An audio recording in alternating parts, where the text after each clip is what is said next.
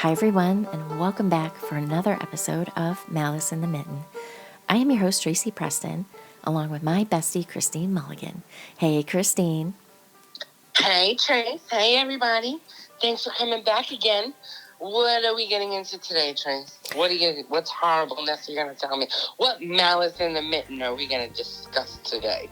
Well, today's story is another nurse story. So last Monday we did Renee Pagel. She was a victim. But this nurse in this story, she was the malice. Today's story was researched and written by Rebecca Hiers. And oh, holy shit, this one is knucking futz. So let's get into it. This is Season 5, Episode 10, Ramsey Scrivo. Donna Kay Chaffin was born February 2nd, 1954 in Dallas, Texas. As a child, she was popular and well-liked, pretty and popular. Friday nights would find her at the football stadium cheering on the high school football team as a cheerleader. She was voted a class officer. She was friendly and outgoing with lots of friends. She was always happy and willing to help others. She had a typical suburban upbringing with two siblings, Linda and David. Her father was a security guard at a local prison. Her mother taught Sunday school. After graduation, she would also get a job at the prison with her father. It was there she would meet her future husband, Daniel Scrivo. Daniel was serving a 3-year sentence for armed robbery. Sounds like someone I'd want to date. The two would marry in 1978 after his release. 2 months after the wedding, she would give birth to their first son, Jason. 3 years later, in 1981, she would welcome their second child, Ramsey. The little family would move to Michigan shortly after they married. You see, Daniel was from Michigan, and when they arrived here, Daniel would start a painting business. His business was a success, and in September of 1997, they would buy a house on Rosedale Street in the Brentwood subdivision of St. Clair Shores. St. Clair Shores is located on the east side of the state near Metro Detroit on Lake St. Clair in Monroe County. After Ramsey entered school, Donna returned to school herself and became a registered nurse. Okay, but before we get too far into this story, are you ever going to tell me what he was in prison for? Armed robbery. Armed robbery. Yeah. Okay, so can we just admit that it's always super strange when people meet their significant other while they're incarcerated? Like, that always blows my mind. That always blows my mind how somebody meets somebody while they're incarcerated and they're like, oh yeah, I think I love you. I know, I don't get it. I don't get it either. I don't understand that whole idea. I know. It's like, please. And, you but know. It amazes me. Yeah. It amazes me. But then again, the person I'm married to now, that's kind of how we started. We were talking via text a lot. So writing letters to a prisoner, like, I can get how you can fall in love through writing letters. Not that that's my story. I'm just saying, like, I get it. I can see an inkling how you can fall in love just by talking to one another. But I don't understand how you can fall in love with somebody that you're like, yeah, you're behind bars. You're a good person. Like, my brain won't make this connection. I know. Like, you committed an armed robbery. That's the person you're going to want to, attach yourself to? Yeah, I don't get it. But okay. All right. Yeah. I'll try and leave that one alone. Okay, go on. Okay. Jason, their firstborn son, would graduate and go on to become a fireman in Detroit. While proud of him, Donna wanted her sons to have degrees and fit the perfect image of a suburban life and family she had in her head. Dude, you married some dude who committed armed robbery.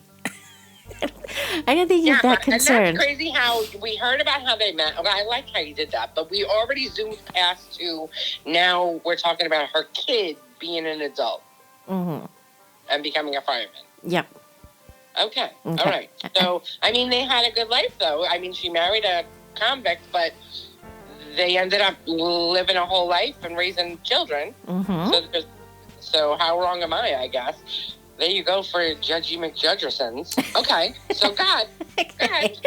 All right, so now a fireman, while noble, didn't quite fit that image, and she turned her attention to the success of Ramsey, their youngest son. Not much can be found about Jason and his relationship with his parents, but one article I found suggested he had gone no contact with Donna and moved to Louisiana years before what would happen happened.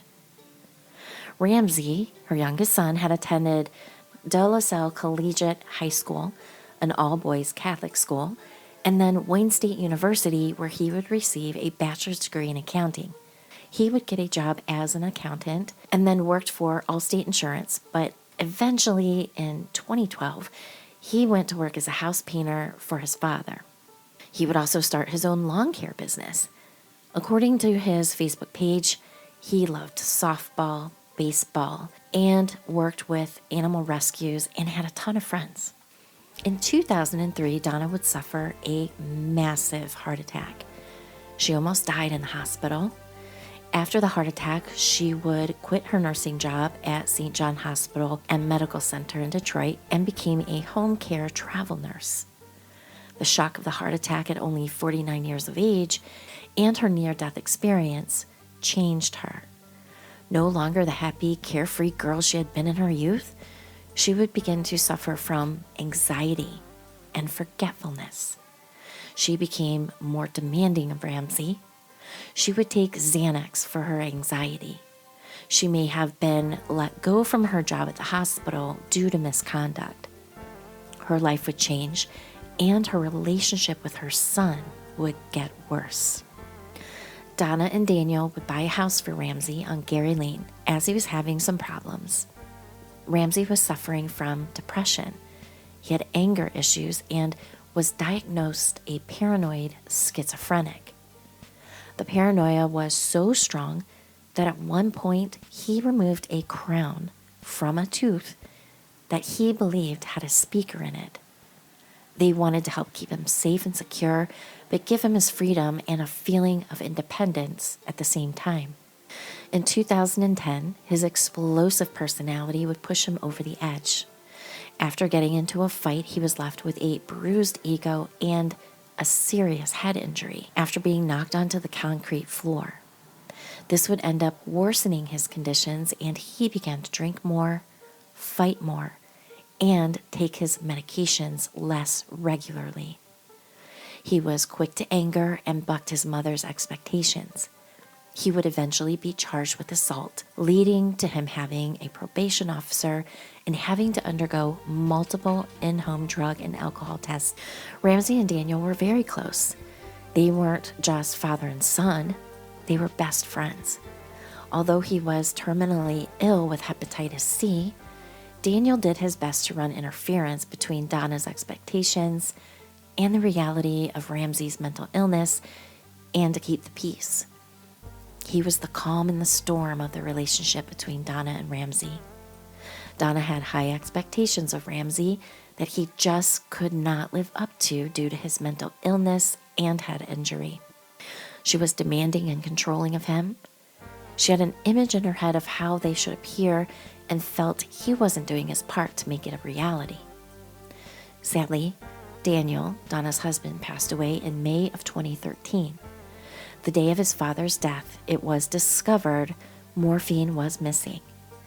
Donna would use this opportunity to say Ramsey had stolen the morphine to use later to commit suicide in his grief over his father's death.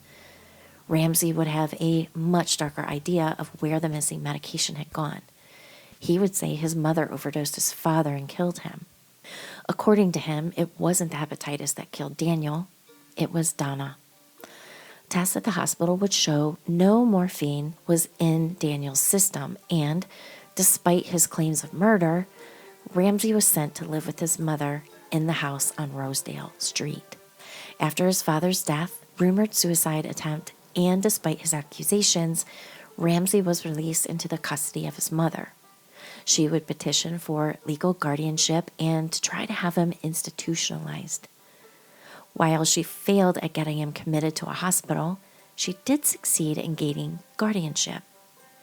As his guardian, she could monitor his medication intake, make sure he complied with his probation requirements, but most importantly, she could control him. At the house on Rosedale, Ramsey's room was in the basement, and one night in June of 2013, a month after his father's death, an electrical fire would break out in the home. Donna would escape without injury, but Ramsey was trapped in the basement and would have to be rescued by the fire department. When he was removed from the burning house, he was slurring his words and was pretty out of it. Donna stated that he took Xanax for his medical issues, and he must have overdosed. Ramsey said he only took the pills in the amount that his mother had given him. Because remember, she was in control of all that, right? Donna tried to blame the fire on Ramsey smoking, but rags were found near the water heater, and no evidence of smoking was found. The fire may or may not have been deliberate, as it broke out just a few feet from where Ramsey, heavily drugged, slept. Nothing could be proven, and it was ruled an accident. After the fire, Donna would move to a hotel for a bit, then into the home on Gary Lane with Ramsey, right? Because that was the other house that they had bought for their son on Gary Lane. Yeah, okay, bananas. So she drugged him and then tried to set him on fire, and that didn't work out? Yep. I mean, basically. And they're like, okay, just go back to living together. Right. Oopsie, it was oops. Everything's fine. Okay, go ahead. All right, so after the fire, Ramsey would start trying to get his life together. He began to take his medications as needed, and he began to work on his anger issues. With the medication being taken regularly, he was more clear thinking and even keeled. He consciously worked on getting out from under his mother's control by doing things to make himself a better man. Ramsey planned to petition the court to remove his mother as his guardian. He was 32 years old and wanted to be independent and free of his mother. He would agree to abide by his mother's rules as part of the termination of the guardianship, as he knew he still needed some assistance. Jason, his brother, had moved out of state by this time, so it was just the two of them in the house on Gary Lane. Donna was in control of him, with nobody to calm the waters between them. Neighbors reported hearing arguments and fighting between the two. Police were often called, but nothing was done. Donna played the card of being a single mom taking care of a hard-to-handle mentally ill person, even though he was improving, and the police let it go.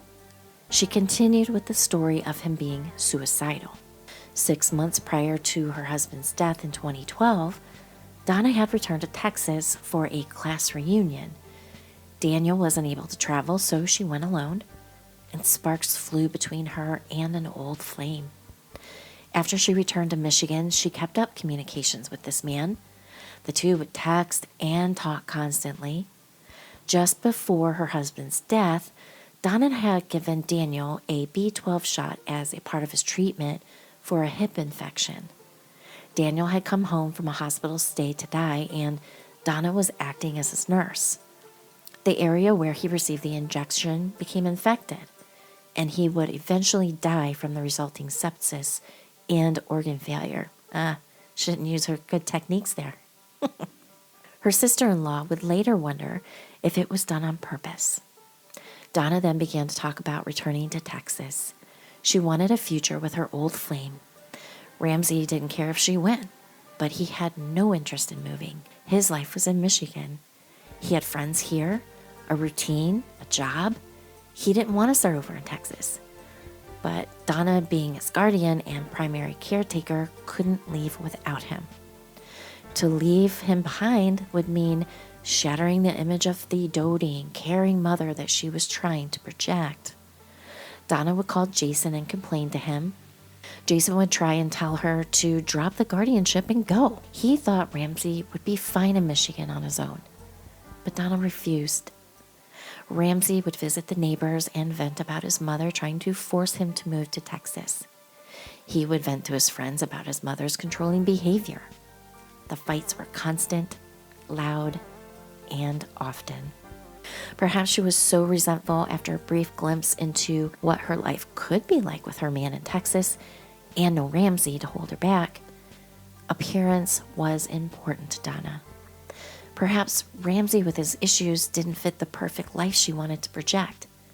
Perhaps she is just an evil, selfish person. Perhaps none or all of these explain what happened next. Okay, but can we just stop for a minute and simply acknowledge that Ramsey is in his 30s and, for all intents and purposes, living his life. Had friends, did his thing, went about life.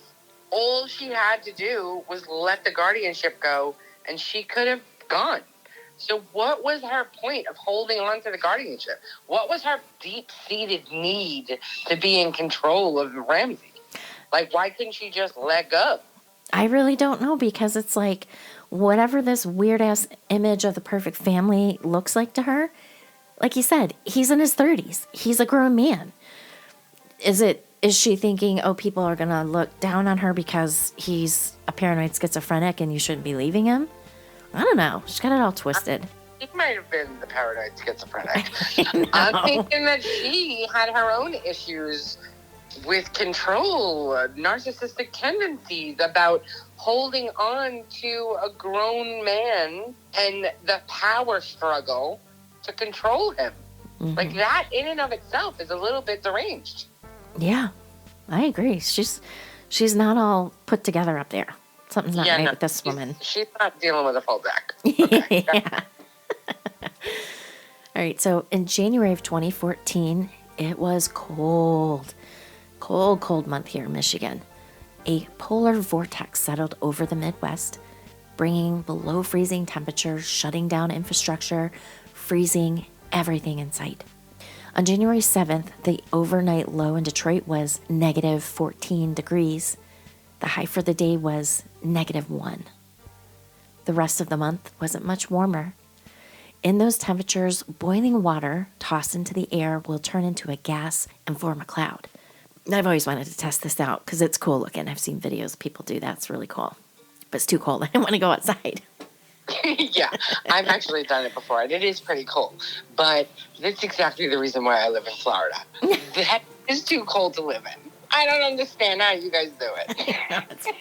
All right, so a person out in that sort of weather without proper protection can succumb to frostbite and death quickly. It was in these conditions on January 26th that Donna Scrivo walked into St. Clair Shores Police Department to report her son was missing. She said he had left the house the night before to go to the local 7-Eleven store on foot with just his phone. She reported he was wearing a Carhartt jacket, flannel pajama bottoms, Timberland boots, and a shirt. She stated numerous calls to his phone had gone unanswered and she was worried about him. The weather was certain to kill him if he wasn't found quickly. Police began to search, but no body. No sign was found. 7-Eleven employees stated Ramsey never made it to the store. Police would interview the neighbors who complained about the smell of bleach. They also stated Ramsey had last been seen on January 24th and that they had seen Donna loading trash bags into the back of her vehicle on January 30th. Some neighbors reported hearing what sounded like a saw. Some of Ramsey's friends thought he had finally had enough of Donna's badgering and had run away and would show up soon. On a cold day in the beginning of February, a woman driving along Fred Moore Highway and Allington Road in St. Clair County, 40 miles north of St. Clair Shores, noticed 3 trash bags tossed to the side of the road. Curious, this woman stopped to check them out. We have no idea what she expected to find, maybe discarded clothes or treasure, but perhaps she thought she was rescuing some puppies. Michigan also has a bottle return, so perhaps she thought she would make a few dollars returning bottles someone had lost. Whatever her thoughts really were, it's safe to say that what she found was probably not anywhere on her radar. It's probably safe to assume she will never stop again when she sees a bag on the side of the road. As soon as she opened the first bag, she must have immediately regretted her curiosity. Inside the first bag was what appeared to be intestines. Inside another, what appeared to be a human head with hair singed. The third bag contained ribs and other body parts cut into pieces. Returning to her vehicle, she would call the police. A total of 5 bags would be discovered in 2 different areas.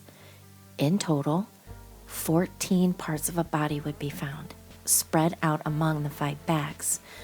The right arm, however, would never be found. At first, police could only tell that it was a dismembered body of a white individual. They couldn't determine the sex of the body. They couldn't determine the age or the initial cause of death. In some of the bags were burned clothing and a jigsaw and blades. There were papers that may or may not have been related to the body in pieces. Some of the body pieces were charred. When first discovered, it was believed that the body was the result of an organized crime hit. Police had a long investigation ahead of them. An autopsy was performed and missing persons reports were reviewed to try to find a match. Fingerprints were taken from the hand. When the FBI ran the fingerprints, it traced back to Ramsey Scrivo. So it's a good thing he had that fight. Right? Yeah, his fingerprints weren't on record. Yeah. The autopsy showed 4 times the recommended amount of Xanax in his system, more than enough to kill him.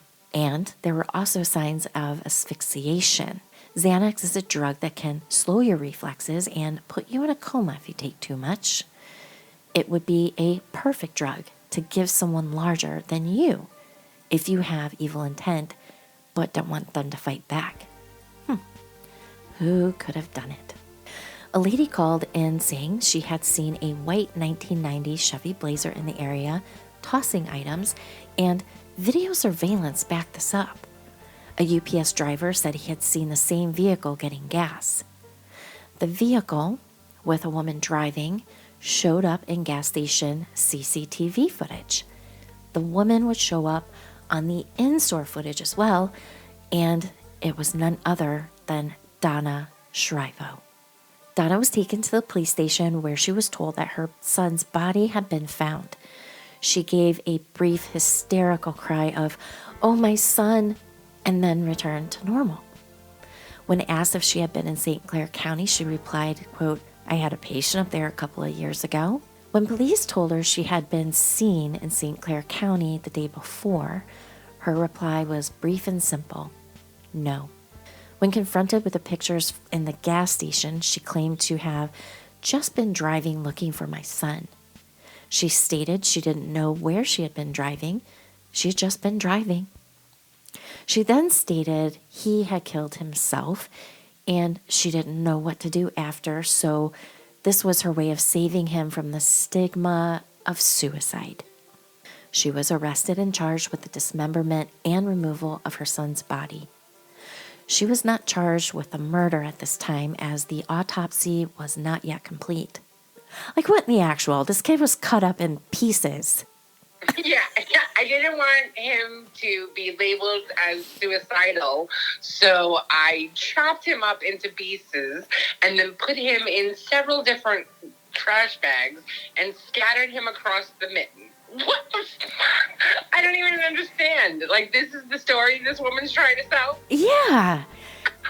And then you tossed your son's body pieces out along the side of the road? Unreal. Okay. So I'm going to revert back to this woman is actually the one with mental problems. Yeah, for sure. Okay. So police would obtain phone records that showed there were no calls from Donna to her son, as she had claimed. There were multiple calls from other family members, but none from Donna. Donna was temporarily housed in the mental health unit of Macomb County Jail to see if she was fit to stand trial. She had stated she wanted to commit suicide herself. She would be deemed fit to stand trial. Well, good. Search warrants were obtained for Donna and Ramsey's cars and both houses. Now get this. Donna had given both of her cars away to charities. That quick. Boom. Get rid of them. After the retrieval of the cars, because they did get them back, there was no evidence found in them. But at the house on Gary Lane, it was a different story. Small blood evidence was found in many locations, such as the bathtub, Ramsey's bedroom, walls, handrails, and the porch. The house reeked of bleach, as had been reported by neighbors back in January. The bathtub also showed signs of burning. The saw found with the body was tracked to a local Lowe's hardware store. CCTV footage shows Donna returning a saw for a new one. Interviews with employees at the hardware store said that Donna had said she had had trouble with the saw keeping its charge, thus the reason for the exchange. A pop bottle found with the body had Donna's fingerprints on it, but no other DNA of hers would be found with the body. In May of 2015, the case went to trial.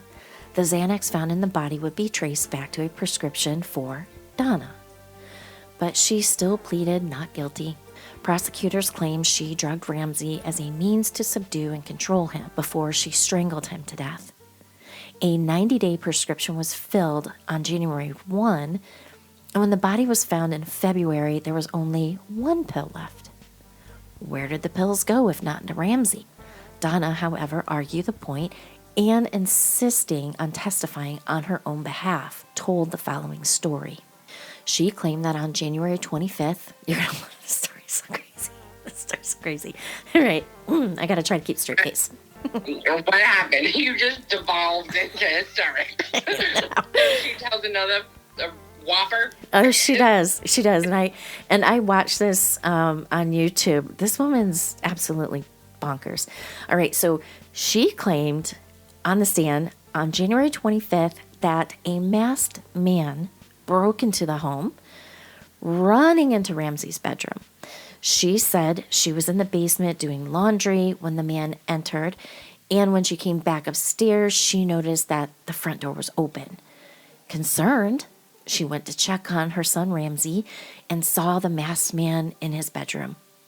The man tied her to the bed, and she watched, horrified, as he killed her son. The masked man forced her to donate the cars and buy the saw. The masked man forced her to cut up her son's body.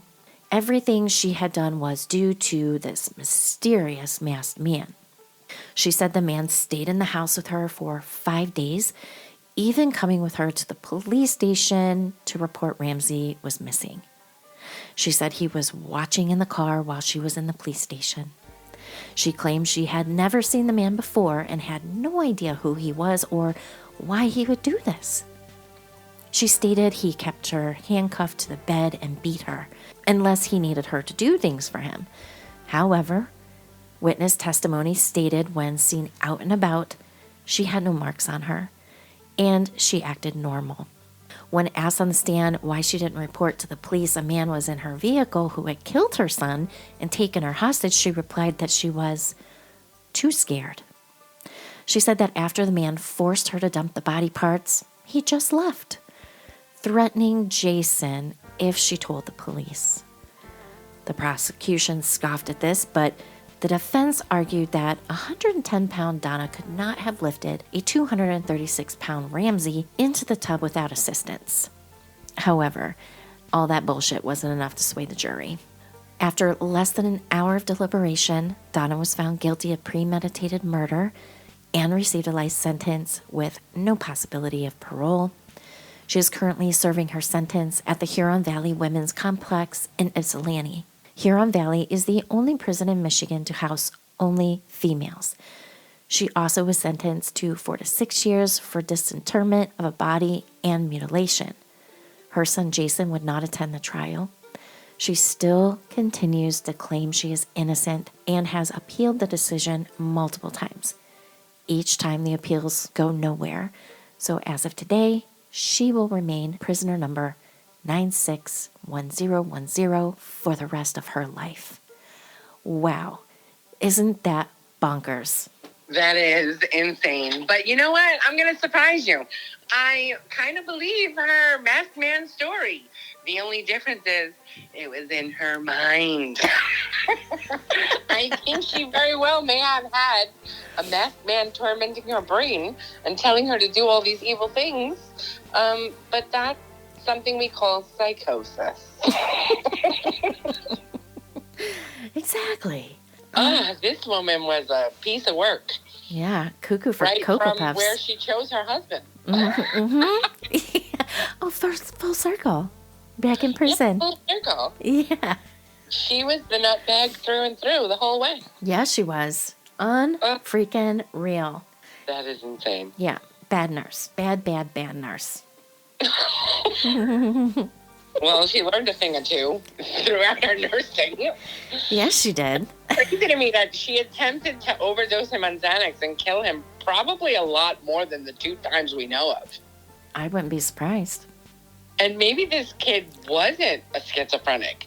Maybe he was just dodging death his whole life from his mother, which made him a little bit cuckoo, but not necessarily schizophrenic. I don't know. It leaves a lot of question marks. Like this poor guy. Yeah. He suffered for a really long time at the hands of his cuckoo mama. Yeah, and when the dad was alive, why was he always having to protect his son? So Exactly. That's what I'm saying. Mm-hmm. Like, she's been cuckoo from the word go, I think. Yeah. She did not like her son Ramsey at all. Definitely not. And she didn't really care for her son Jason either too much. That's why he was like deuces. Yeah, I got to go. This woman sounded like she had a lot more problems than anybody on the outside was even aware of. Mm-hmm. Yeah, and again, watching her testify, I mean, the prosecuting attorney was ripping into her shit, like yelling at her. He was told to stop being so argumentative, but he was pissed. He was like, do you want to tell me that you have a man who murdered your son sitting in your back seat, telling you to drive to the police station? While you're in the police station, you didn't say, listen here, there's a murderer in my backseat. I mean, her story is just preposterous. Yeah, she's just bonkers. Mm-hmm. She's just bonkers. So I get the prosecutor, because that's got to be frustrating when you're talking to somebody and they're just telling you fantastical bonker stories. Yeah, and she legit thought she could save her bacon by testifying. Yeah, that's insane. She obviously was very, very mentally unwell. Agreed. The crazy thing that I'm thinking about right now is the fact that she was probably always mentally unwell. Mm-hmm. This kid, his whole life, it was kind of tormented. Yeah. I feel bad for the kid. Yeah, I kind of feel bad for Ramsey. Yeah. His whole life was surrounded and boxed in by a crazy woman. Mm-hmm. It's no wonder why he had mental struggles of his own. Right, and thank God that the guy down in Texas, thank God she never came down there. God only knows. He was on his way, so that guy in Texas, if he existed, he dodged a bullet, so to speak. Mm-hmm. Oh, he definitely existed. She had pictures of this class reunion, and the two of them were all snug as a bug. Big smiles. So. Well, he dodged a bullet, or at least he dodged a disembowelment a couple years down the road. Yes, he did. So thank you, everyone, for coming back and listening. And we will see you on Wednesday for Round Robin. Have a great week, everyone. Bye. Bye.